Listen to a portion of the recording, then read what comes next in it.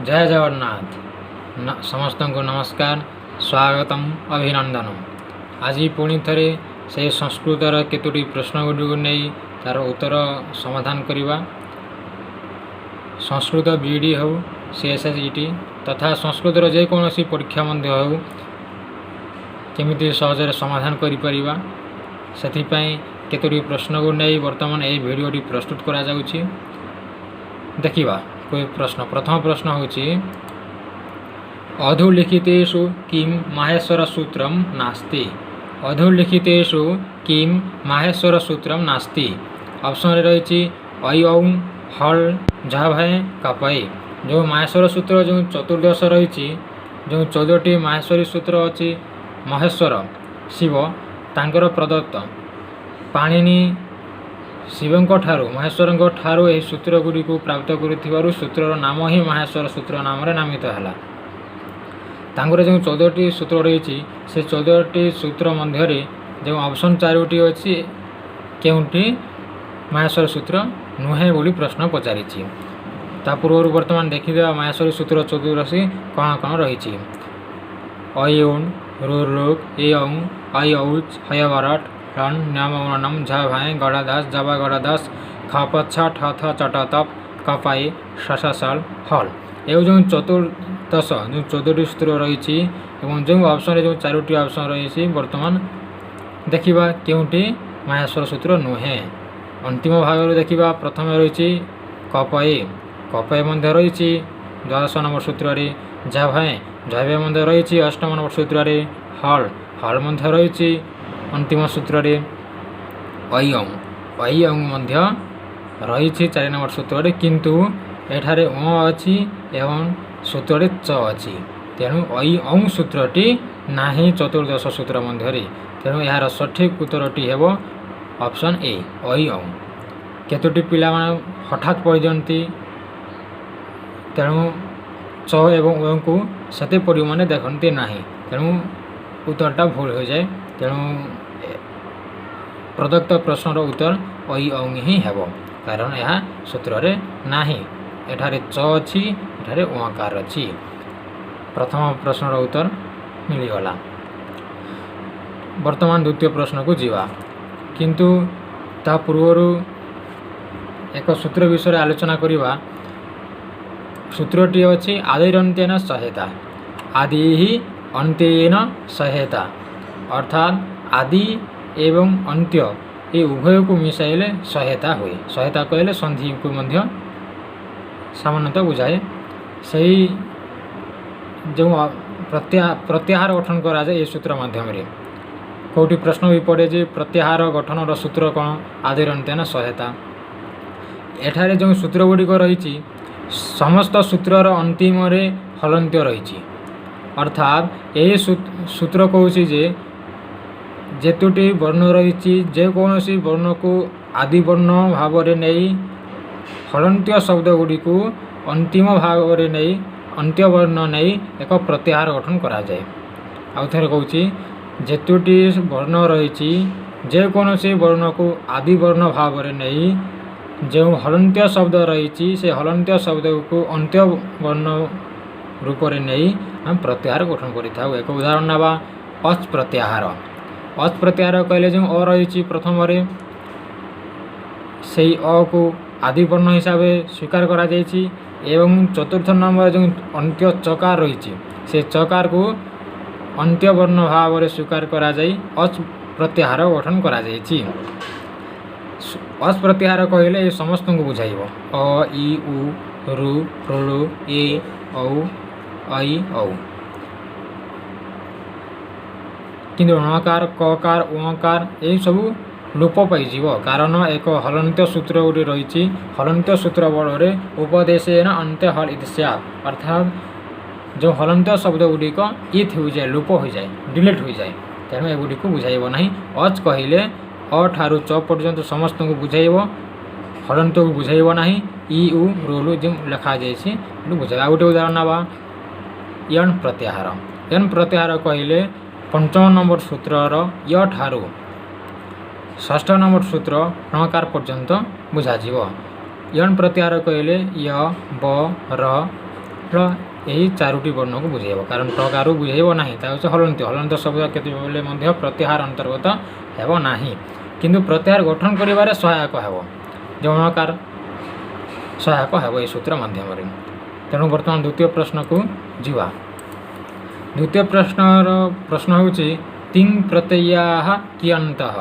ତିଂ ପ୍ରତ୍ୟୟାଃ କିୟନ୍ତଃ। ତିଂ ପ୍ରତ୍ୟୟ କେତୋଟି? 9, 16, 18, 20। ତିଂ ପ୍ରତ୍ୟୟ ଅର୍ଥାତ୍ ତିଂ ପ୍ରତ୍ୟାହାର ମଧ୍ୟ ଏହାକୁ କୁହାଯାଇପାରିବ।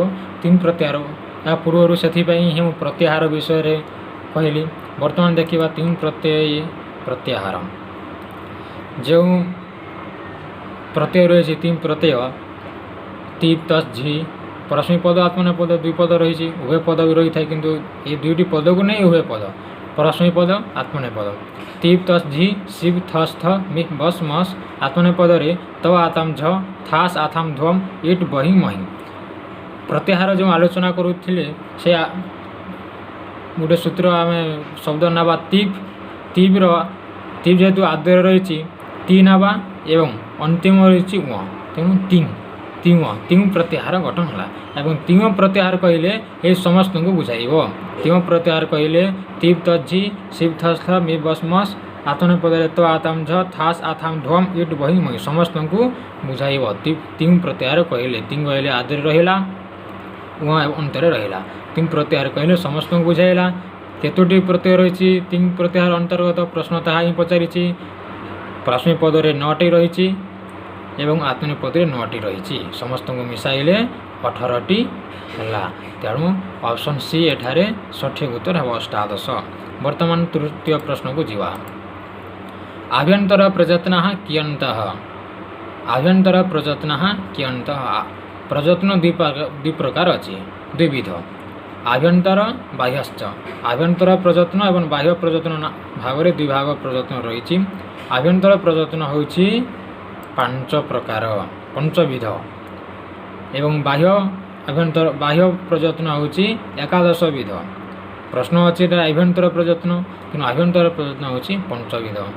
ଯେହେତୁ ଆଲୋଚନା ଚାଲିଛି ତେଣୁ ଆଉ ଟିକେ ବିଶ୍ଳେଷଣ ଭାବରେ 5ବିଧ କ'ଣ କ'ଣ ବର୍ତ୍ତମାନ ଜାଣିବା। ସ୍ପଷ୍ଟ, ଈଷତ୍ ସ୍ପଷ୍ଟ, ବିବୃତ, ଈଷତ୍ ବିବୃତ, ସମ୍ବୃତ। ସ୍ପଷ୍ଟ, ଈଷତ୍ ସ୍ପଷ୍ଟ, ବିବୃତ, ଈଷତ୍ ବିବୃତ, ସମ୍ବୃତ ଏହି 5 ପ୍ରକାର ହେଉଛି ଆଭ୍ୟନ୍ତର ପ୍ରଯତ୍ନ। ସ୍ପଷ୍ଟ କାହାକୁ କୁହାଯାଏ, ଈଷତ୍ ସ୍ପଷ୍ଟ କାହାକୁ କୁହାଯାଏ, ବିବୃତ କାହାକୁ କୁହାଯାଏ, ଈଷତ୍ ବିବୃତ କାହାକୁ କୁହାଯାଏ, ସମ୍ବୃତ କାହାକୁ କୁହାଯାଏ, ତାହା ତ ଅଲଗା ବିଷୟ ଆମେ ଆଉ ଗୋଟେ ଭିଡ଼ିଓରେ ପଢ଼ିବା। କିନ୍ତୁ ବର୍ତ୍ତମାନ ପ୍ରଶ୍ନ ହେଉଛି ଆଭ୍ୟନ୍ତର ପ୍ରଯତ୍ନ କେତେ ପ୍ରକାର? 5 ପ୍ରକାର। ଏହି ପ୍ରଶ୍ନର ସଠିକ୍ ଉତ୍ତର ହେବ 5। ବର୍ତ୍ତମାନ ଯିବା ପରବର୍ତ୍ତୀ ପ୍ରଶ୍ନକୁ। ୟଣଃ କେ। ୟଣ ଏକ ପ୍ରତ୍ୟାହାର। ପ୍ରଥମ ସୂତ୍ର ଯେଉଁ ପ୍ରତ୍ୟାହାର ଆମେ ଆଲୋଚନା କରୁଥିଲେ ସେହି ପ୍ରତ୍ୟାହାର 42ଟି ପ୍ରତ୍ୟାହାର ରହିଛି। ପାଣିନିଙ୍କ ପ୍ରଦତ୍ତ 42, କେଉଁଠି 43, କେଉଁଠି 44 ଏମିତି ମଧ୍ୟ ପାର୍ଥକ୍ୟ ରହିଛି। ସାଧାରଣତଃ 42 ଭାବରେ ସ୍ୱୀକାର କରାଯାଏ। ସେ ମଧ୍ୟରୁ ୟଣ୍ ପ୍ରତ୍ୟାହାର ଏକ ରହିଛି। ୟଣ୍ ପ୍ରତ୍ୟାହାର କହିଲେ ଆମେ ବୁଝିବା ୟବରଳ। ୟବରଳ ୟଣ୍ ପ୍ରତ୍ୟାହାର କହିଲେ ୟବରଳ କାହିଁକି କୁହାଯାଏ ତା ପ୍ରଥମ ସୂତ୍ରଟେ କହିଛି। ଯଦି ଯିଏ ବୁଝି ହେଲା ନାହିଁ ତାହେଲେ ପ୍ରଥମ ସୂତ୍ରକୁ ପୁଣି ଥରେ ଦେଖିବେ।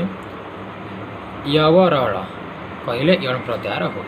ୟଣ୍ ପ୍ରତ୍ୟାହାର ସ୍ପର୍ଶ ନା ଉଷ୍ମାଣଃ ନା ଅନ୍ତଃସ୍ଥଃ ନା ଜିଭ୍ୟମୂଲ୍ୟଃ ପ୍ରଶ୍ନ ରହିଛି। ବର୍ତ୍ତମାନ ପ୍ରତ୍ୟେକ ବିଷୟରେ କିଞ୍ଚିତ୍ ଜାଣିବା। ସ୍ପର୍ଶ କହିଲେ କାଦୟୋ ଅବସାନାଃ ସ୍ପର୍ଶାଃ, ଅର୍ଥାତ୍ କାଦୟୋ କ ଠାରୁ ମ ଅବସାନାଃ ମ ପର୍ଯ୍ୟନ୍ତ ସ୍ପର୍ଶ କୁହାଯାଏ। କ ଠାରୁ ମ ପର୍ଯ୍ୟନ୍ତ ଯେଉଁ ଆମେ ବର୍ଣ୍ଣକୁ 5 ବର୍ଗରେ ଭାଗ କରିଛା କଚଟ ତପ ତାହାକୁ ସ୍ପର୍ଶ। କ ଠାରୁ ମ ପର୍ଯ୍ୟନ୍ତ 25ଟି ବର୍ଣ୍ଣ ରହିଛି। ଅର୍ଥାତ୍ କ ଠାରୁ ମ ପର୍ଯ୍ୟନ୍ତ ଯେତୋଟି 25ଟି ବର୍ଣ୍ଣ ରହିଛି ତାହାକୁ ଆମେ ସ୍ପର୍ଶ ବର୍ଣ୍ଣ ବୋଲି କହିପାରିବା। ଉଷ୍ମାଣଃ ଶ ସହ ଉଷ୍ମାଣଃ 3ଟି ସ ଏବଂ ହ ଏ 4ଟି ବର୍ଣ୍ଣକୁ ଆମେ ଉଷ୍ମ ବର୍ଣ୍ଣ ବୋଲି କହିଥାଉ। ଅନ୍ତଃସ୍ଥଃ ୟବରଳ ଅନ୍ତଃସ୍ଥଃ ୟବରଳ ଏ 4ଟି ବର୍ଣ୍ଣକୁ ଆମେ ଅନ୍ତଃସ୍ଥ ବୋଲି କହିଥାଉ। ଅନ୍ତଃସ୍ଥ ବର୍ଣ୍ଣ ରୂପରେ ସ୍ୱୀକାର କରାଯାଏ।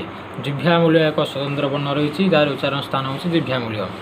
ପ୍ରଶ୍ନ ରହିଛି ୟଣ କେହେ ୟବରଳ ଯେଉଁ ୟଣ ରହିଛି ୟଣ ହେଉଛି यवरल अंतस्थाः यार सठिक उत्तर हेब सी अंतस्थाः। वर्तमान परवर्ती प्रश्न को जीवा वैदिक पाठस्य विकृतयः सन्ति जो वैदिक पाठ रही सेठारे विकृति बोली एक विषय अच्छी से विकृति केते प्रकार 6 7 8 3 ऑप्शन रही। वर्तमान देखा तार सठिक उत्तर कौन हे एक श्लोक रही जटामाला शिखा रेखा ध्वजो दंडो रथो घन अष्टौ विकृतयः प्रोक्ताः क्रमः पूर्वः महर्षिभिः। जटामाला शिखा रेखा ध्वजो दंडो रथो घन अष्टौ विकृतयः यही 8टी विकृत रही जहाँकि महर्षि मान द्वारा पूर्वर क्रम रूप से कहुई अर्थात वैदिक पाठ से विकृति केते प्रकार 8 प्रकार यार सठिक उत्तर है 8 से 8टी विकृति कौन कौन ए श्लोक ही रही यथा जटा माला शिखा रेखा ध्वजो दंडौ रथ एवं घन यहीपरि भाव रही है। गोटे प्रधान प्रश्न मुख्य प्रश्न परीक्षा रे आसी थाई। वर्तमान परवर्ती प्रश्न को जीवा शृंगार रसस्य स्थायी भाव कः भवति। शृंगार रसस्य स्थायी भाव कः भवति। जो 9टी रस रही 9 रस समस्त रसर स्थायी भाव रही। वर्तमान जानिदेवा पूर्वे शृंगार रसर स्थायी भाव हूँ रति हास्य रसर स्थायी भाव हास करुण रसर स्थायी भाव शोक रौद्र रसर स्थायी भाव क्रोध वीर रसर स्थायी भाव हूँ उत्साह भयानक रसर स्थायी भाव हूँ भय अद्भुत रसर स्थायी भाव हूँ विस्मय विभत्स रसर स्थायी भाव हूँ जुगुप्सा एवं शांत रसर स्थायी भाव हूँ निर्वेद कौटी सममंथ कहुए। प्रश्न पड़ी शृंगार रस से स्थायी भाव अर्थात शृंगार रसर स्थायी भाव हूँ रति ऑप्शन सी ही है। जो प्रथम जो उत्साह देसी उत्साह तो वीर रसर स्थायी भाव जो विस्मय देसी विस्मय तो अद्भुत रसर स्थायी भाव एवं जो अंतिम हास देसी हास हूँ हास्य रसर स्थायी भाव। यही प्रश्नर सठिक उत्तर है रति ऑप्शन सी। वर्तमान जावा परवर्ती प्रश्न को विशाखा दत्तेन किम रचितम। विशाखा दत्त एक प्रसिद्ध कवि थिले मौर्य सम्राट मौर्य समयर कथा से क्यों ग्रंथ रचना करिसंती। जेतुटी ऑप्शन जो 4टी रही जो ग्रंथ गुड़िक नाम दिखाई प्रत्येक ग्रंथर नाम कवि को वर्तमान जानिबा। प्रथम जानिबा अंतिम भागरु विक्रमांक देवचरितम रचना करिसंती बिल्हण कवि मालविका निमित्तम रचना करिसंती कवि कालिदास एवं मालती माधव रचना करिसंती भवभूति मुद्रा राख्यास रचना करिसंती विशाखा दत्त। प्रश्न अच्छी विशाखा दत्तेन किम रचितम। विशाखा दत्त क्यों ग्रंथ रचना करिसंती मुद्रा राख्यासम यार सठिक उत्तर है मुद्रा राख्यासम। परवर्ती प्रश्न होची अभियान शाकुंतलम नाटके कति अंका सन्ति।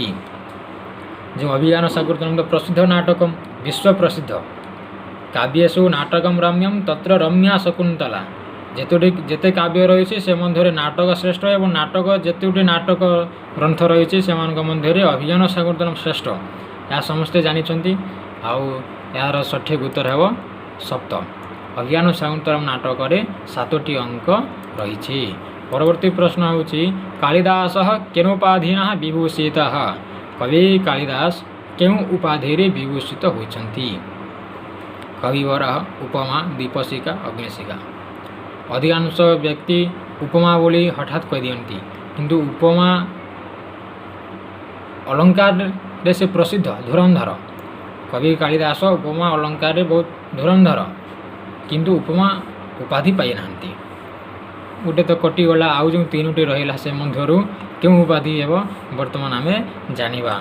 कवि कालिदास एक श्लोक उपाधि पाई जो प्रसिद्ध काव्य रही रघुवंश से रघुवंशर जो इंदुमती स्वयंवर से समय घटना को नहीं उपाधि पाई।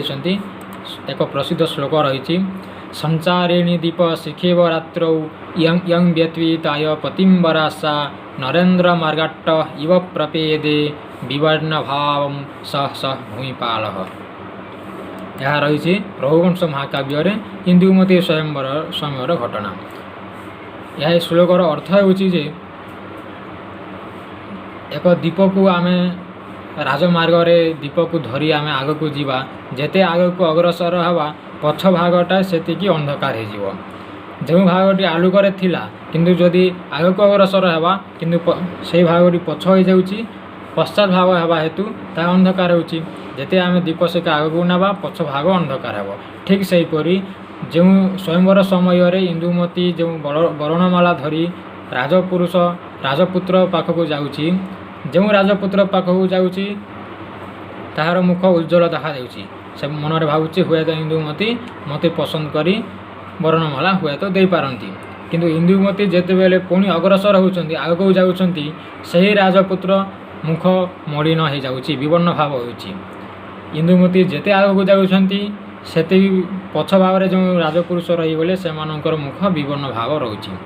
ଉପମା ଅଳଙ୍କାରରେ ଯେହେତୁ କବି କାଳିଦାସ ଏହି ଶ୍ଲୋକକୁ ଲେଖିଛନ୍ତି, ଏହା ହେଉଛି ପ୍ରସିଦ୍ଧ ଉପମା ଅଳଙ୍କାର ଶ୍ଲୋକ ଏବଂ ଏଥିପାଇଁ ହିଁ କବି କାଳିଦାସଙ୍କୁ ଦୀପଶିଖା ବୋଲି ସମ୍ବୋଧନ କରାଯାଏ। ଦୀପଶିଖା ଉପାଧିରେ ସେ ବିଭୂଷିତ ହୋଇଛନ୍ତି, କାରଣ ଦୀପ ସହିତ ସେ ଉପମା ଦେଇଛନ୍ତି। ରାଜମାର୍ଗରେ ଯେଉଁ ଦୀପ କଥା କହିଲେ, ଦୀପ ଯଦି ଆମେ ଧରିବା ଯେତେ ଆଗକୁ ଯିବା ପଛ ଭାଗ ସେତେ ଅନ୍ଧକାର ହେବ।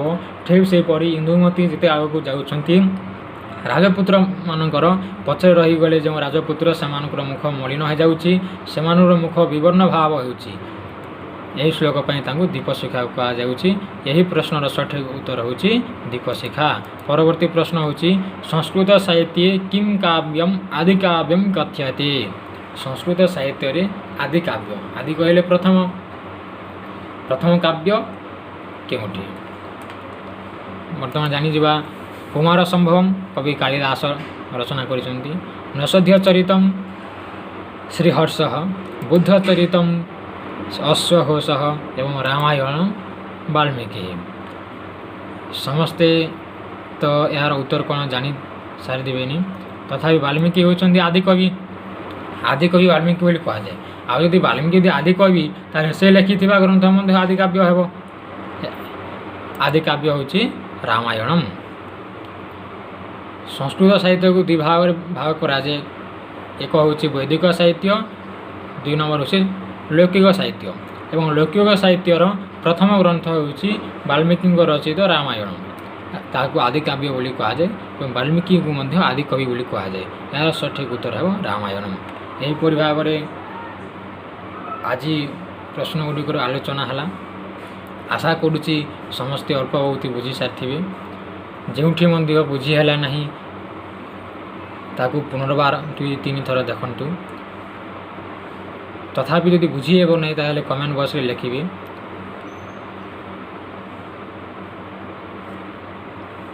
ଆଜି ପାଇଁ ଏତିକି। ପୁଣି ଆଉ କେତୋଟି ପ୍ରଶ୍ନକୁ ନେଇ ଆଲୋଚନା କରିବା ନେକ୍ସଟ ଭିଡ଼ିଓରେ। ତଥା CSSET BD ସଂସ୍କୃତ BDର ସିଲାବସ୍ ଅନୁସାରେ ଯାଇ ପାଠ୍ୟକ୍ରମ ଅନୁସାରେ ପୁଣି ଥରେ ଆଲୋଚନା କରିବା। ଆଜି ପାଇଁ ଏତିକି। ଜୟ ଜଗନ୍ନାଥ।